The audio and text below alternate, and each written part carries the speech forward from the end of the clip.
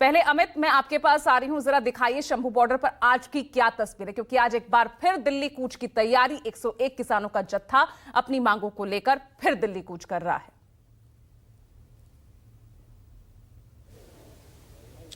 आज जी बिल्कुल पूजा, दूसरा जत्था है ये जो आज 101 किसानों का निकलेगा। सबसे पहले किसान नेताओं से बात करते हैं, उसके बाद तस्वीरें दिखाएंगे, क्योंकि जहां पर हम हैं वो थोड़ी दूरी पर है, नेटवर्क का इशू है, इसलिए हमें थोड़ा आगे आना पड़ा। किसान नेताओं से बात करते हैं। आज दूसरा जत्था है जो निकलने जा रहा है, क्या तैयारियां हैं? क्योंकि शुक्रवार को हमने देखा था जिस तरह से आप लोग आगे बढ़ने की कोशिश कर रहे थे तो पुलिस ने अपना बल प्रयोग किया था। देखिए, तैयारियां वही हैं, निहत्थे जाना है, बेसिक चीज़ें पानी की लोई वही लेकर जाएंगे, और बाकी जो तैयारियां करनी है वो तो इस फासिस्ट सरकार ने ही करनी है। और जैसे कि आप देख पा रहे हैं कि मीडिया को भी 2-2 किलोमीटर रोक दिया जा रहा है, और असल में ये चाह रहे हैं कि मणिपुर की तरह पंजाब को भी ब्लैकआउट कर दिया जाए, कि जैसे मणिपुर के बारे में देश में कहीं बात नहीं हो रही है वैसे ही पंजाब को उस स्थिति में लाना चाह रहे हैं। लेकिन मैं देश को ये बताना चाहता हूँ कि ये पंजाब है। भगवंत मान जी को और मोदी जी को और अमित शाह को ये कहना चाहता हूँ, ये पंजाब है। इसने अब्दाली का भी मुंह मोड़ दिया था, अंग्रेज़ों का भी मोड़ दिया था। आप तो फिर भी वोटों से चुने हुए लोग हो, और यहाँ से जो क्रांति की लहर उठती है, चाहे वो करतार सिंह सराभा हो, चाहे वो भगत सिंह हो, चाहे लाला लाजपत राय हो, यहाँ से जो क्रांति उठती है वो पूरे देश में जाती है, और इसका खामियाना भुगतना पड़ेगा। और जिस तरह से मीडिया को सेंसर कर रही है पंजाब सरकार, क्योंकि पंजाब की पुलिस ही बैरिकेडिंग लगा रही है, तो मैं सवाल पूछना चाहता हूँ दिल्ली में बैठे केजरीवाल से भी, कि अपनी बार तो आप बहुत रोते होते हैं, आप क्या कर रहे हो पंजाब में? अगर आप तानाशाही नहीं कर रहे हो तो क्या कर रहे हो आप स्वयं आपकी गाड़ियां पीछे रोक दी गई हैं। और यहाँ पर आप देख सकते हैं कि किसानों ने प्रोटेस्ट किया है, बड़े अफसर आए हैं, उनसे बात की है कि भाई मीडिया को रोकने का क्या तर्क बनता है।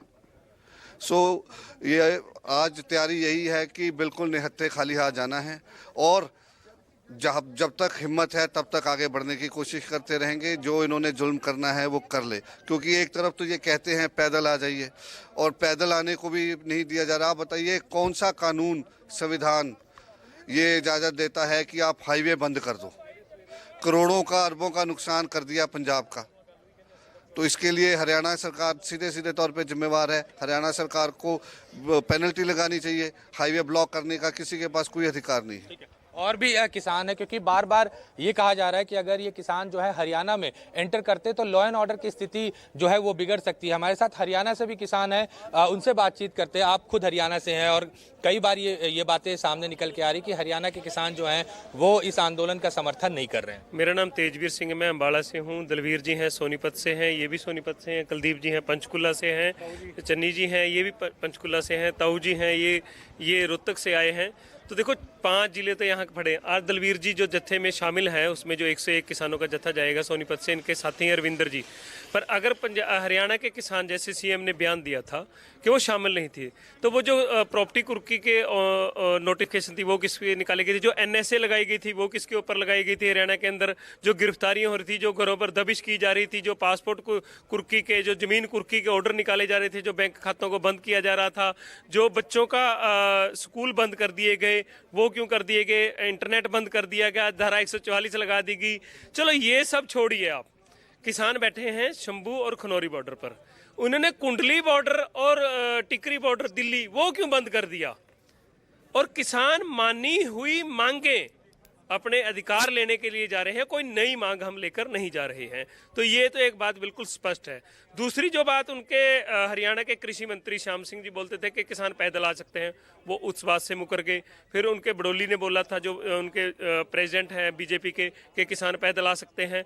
तो अब वो पंजाब की तरफ रुक कर जाते हैं। अगर ऐसा है तो मीडिया को क्यों अभी रोका गया? और 143-144 लगने के बाद एक पंजाबी कलाकार का हरियाणा में वो अम्बाला में वो कार्यक्रम करवा देते हैं।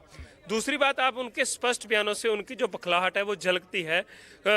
उपराष्ट्रपति ने कोई और बयान दिया, कृषि मंत्री कोई और बयान देते हैं, नीचे जो मुख्यमंत्री हैं वो कोई और बयान देते हैं, और खट्टर साहब कोई और बयान देते हैं। उनके बयानों से उनकी बखलाहट स्पष्ट हो जाती है।